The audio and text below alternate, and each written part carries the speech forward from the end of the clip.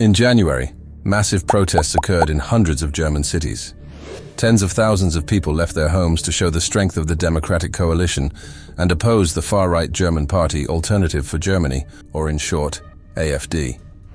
In a released report, members of AfD, together with other influential German figures, held a meeting where they discussed the forced deportation of immigrant workers. In their view, even though those who held German passports but were of foreign origin were meant to be deported.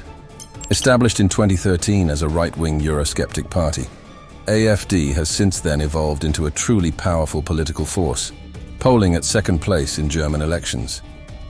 But what does AfD truly stand for, and are they an actual threat to the European democratic values? The origin of the party traces back to 2013, when a group of German politicians and prominent economists decided to create a party as a way to oppose the European Economic Zone. According to the founders, the Eurozone only drained the German economy. At the outset, AfD presented itself as conservative and middle class, catering to a well-educated demographic.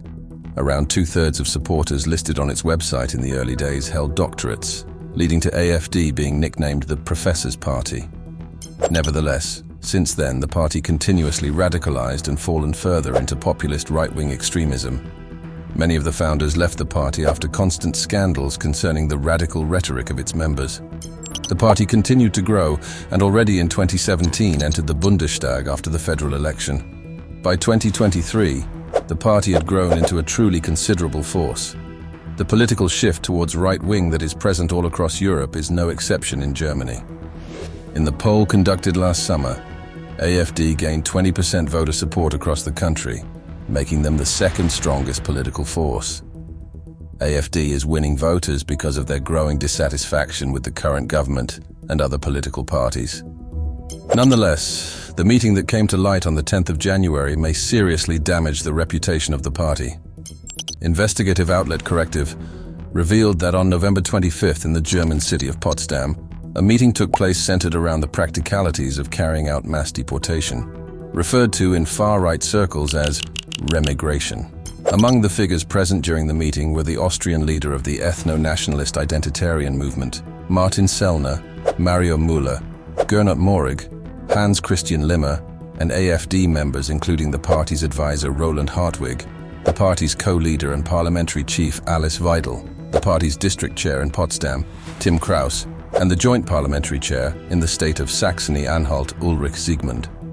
The report gained massive traction in Germany, with critical comparisons being made to the 1940 Madagascar plan to deport 4 million Jews and the 1942 Wannsee Conference, at which the final solution was organized.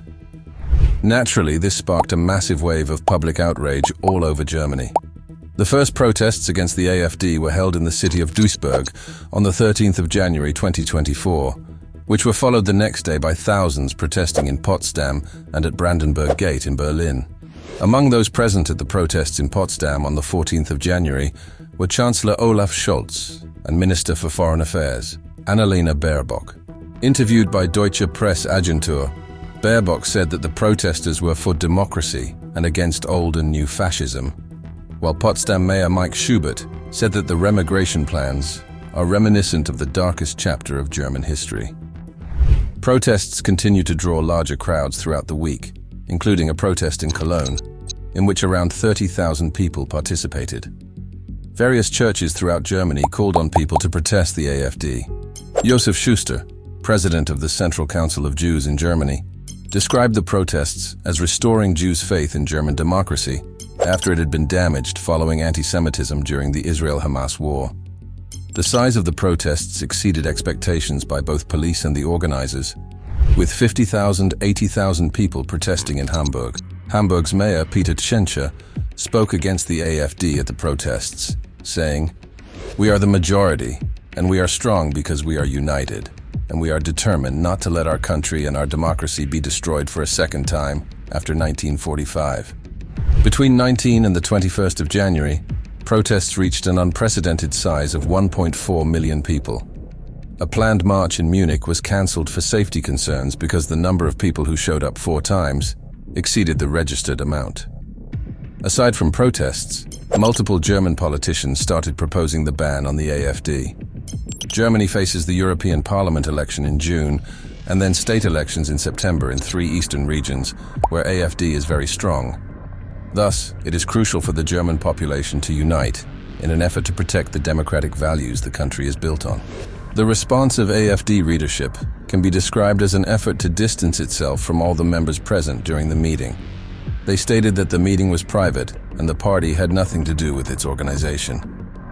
AfD has now notably parted ways with Roland Hartwig, who was among those in attendance. So far, there are no signs that support for the party has waned since the scandal broke.